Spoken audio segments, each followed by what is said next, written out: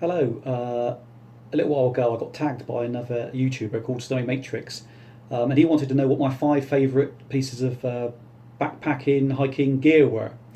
Now, nailing it down just to five pieces was a bit tricky because I'm always swapping pieces in and out and changing up and sorting stuff out. So limiting it to five favourites wasn't that easy. So I've limited it basically to five items that I can't see in the near future I'm ever going to change, never going to get rid of, never going to upgrade. I'm quite happy with it is at the time, at the moment. So right, let's get on with it then. First bit, it's going to be no surprise to a lot of people. My backpack. It's a Z-Packs Arc Blast. It's one of the lightest packs on the market, which is one of the reasons why I like it quite a lot. Second reason is because the material is waterproof, which makes the backpack itself nigh on 100% waterproof, but you can't be too sure. So I always put stuff like clothes, sleeping bag, things like that in dry bags inside. But I've taken this on with me on the coast to coast. On a couple of days there, it did rain and didn't get any water inside. I've taken it up on Dartmoor as well while camping. Still didn't get any water inside, so I'm pretty sure it is waterproof. Got the usual pockets and everything everywhere. I've had to add a few little pockets to it because it doesn't come with any.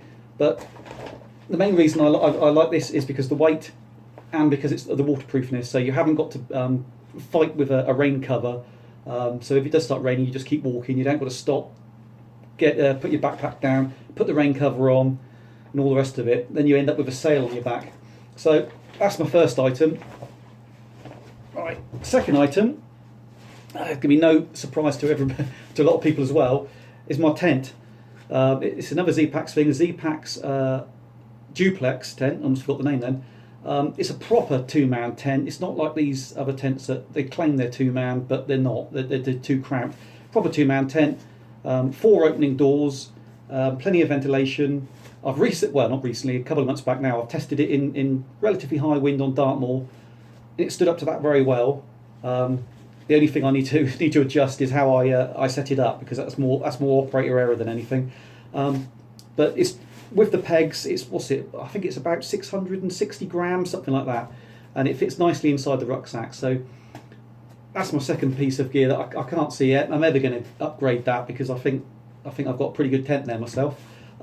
Again, it's 100% waterproof. It's not like a siliconized nylon tent that soaks in the water, and then when you pack it away, you're carrying the extra water weight as well. This doesn't soak in the water.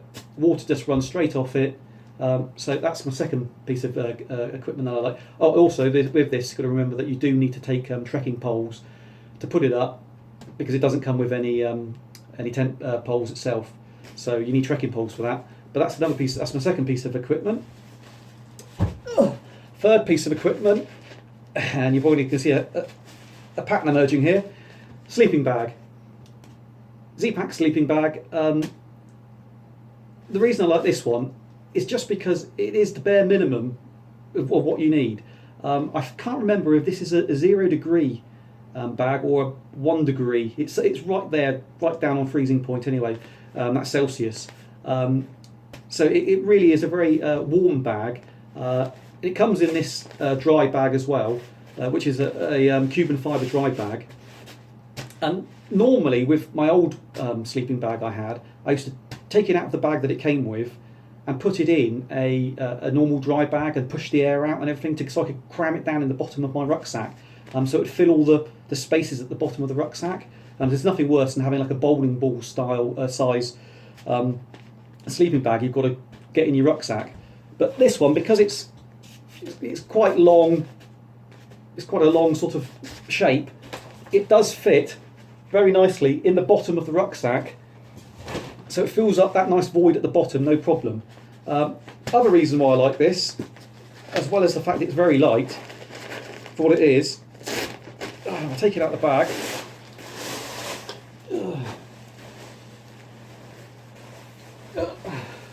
And hopefully I can show you this. That's the top of it. Absolutely no hood. Doesn't come with a hood. I don't want a hood. I never used to use the hood on my old Rab sleeping bag. My old Rab sleeping bag, I used to leave it open, unzipped, and thrown over myself like a quilt. And that's exactly what I do with this. Usually throw it over myself like a quilt, So the hood was actually unnecessary. It got a bit in the way. So this doesn't come with a hood, saves a little bit of weight, unnecessary. It doesn't come with that, you know, sometimes you get like a little pocket or something up here. Hasn't got any of that. Down where the, down the back of it, where the zip goes up and down, and on this, the zip part is what you're designed to you're meant to lie on. So the zip is usually on a sleeping bag. The zip comes down the left or the right hand side of you. On some it comes down the front, but on this, the zip actually comes down the back. It's the bit you lie on. So if you don't use a zip, like I don't, you throw it over like a quilt. But if you want to use a zip, there is a zip that goes all the way up from the bottom. You've also got little toggles here, so you can snap it together, put it over your head, and there's a draw cord here, so you can cinch it up around your neck. And like I say, there is a zip all the way along the bottom, and the foot box is totally enclosed. So I can't remember what the weight of that. I'll put the weight of that up on the screen, but I can't remember what it is. But it's one of the lightest 0 degree bags I could basically find, and it's been more than adequate really. On nights where it has been quite cold, and I have, you know, you could have done with a hood on your sleeping bag. I've just worn my beanie hat, something like that. If you had a jacket with a hood, you could put a jacket on with the hood on or something like that. But there's no point, you know, having a hood on a sleeping bag, as far as I can see. When 99 times out of 100 you're not going to be using it. So that's my third piece of equipment, which I really like. Fourth piece, this is in no particular order by the way, it's my filter. It's a Sawyer squeeze filter. This is the mini. They do it in the mini, and they also do the standard one. The only difference really is this is slightly smaller, and the flow rate on this isn't so good. But that doesn't really bother me too much. It comes with a bag. Fill the bag up with water. Screw it on the back here. Take the top off. You scrunch down the bag. Obviously, filtered water comes out the front there. Really nice and light. Absolutely brilliant, because when I took this on the Coast to Coast and the West Highland Way, and when I go on Dartmoor as well, the fact you've got a filter means you haven't got to carry so much water at a time. If you know that there's a river, a stream, something 5 miles up the path or wherever it is, or you know you're crossing a stream, you know you can get water, so you don't have to carry a litre, 2 litres at a time. You can carry like half a litre or whatever. So this saves me carrying a lot of weight. So really pleased with that, chuffed with that. Right, and the last piece, don't roll off. The last piece is my headlamp. It's a Pexel E-light. Pexel E-light. Now they have changed the design on this slightly. I actually prefer this design to the new one, but it does all the usual things. Got all, what's it, 2, 3. You got 2 light settings, flash. You've got red, off, all the rest of it. But the thing I like about this, as well as it being so compact and small, is that this one has got a retractable headband on it, so you can retract it. Oh, you can pull it out.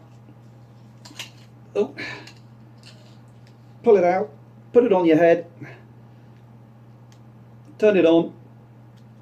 Stays up there nicely, but also and when you take it off, it all zips back into the back there, so you haven't got this strap kicking around. What I also like about this is that you can also put it on your wrist, so if you're in a campsite, and there's nothing worse than when you're in a campsite that people shine their torches straight through your tent at night, because it illuminates the inside of the tent quite a lot. But with this, I find on a campsite, you can just put it on your wrist, aim it about 1 metre in front of you on the ground, so then you can still look around, but you're not shining your headlamp around everybody else's tents, so it doesn't annoy anybody else. But I found this is absolutely brilliant for backpacking. It's small, light, relatively cheap as well. The batteries in it seem to last forever, but I don't really use it that often. I found that on the Coast to Coast, I only used it a couple of times, I think. I can't even remember now. The nights with the moon out or whatever, you didn't really find that you needed it. Used it a couple of times on Dartmoor. This would be no good for night hiking, but for normal hiking, normal, brilliant.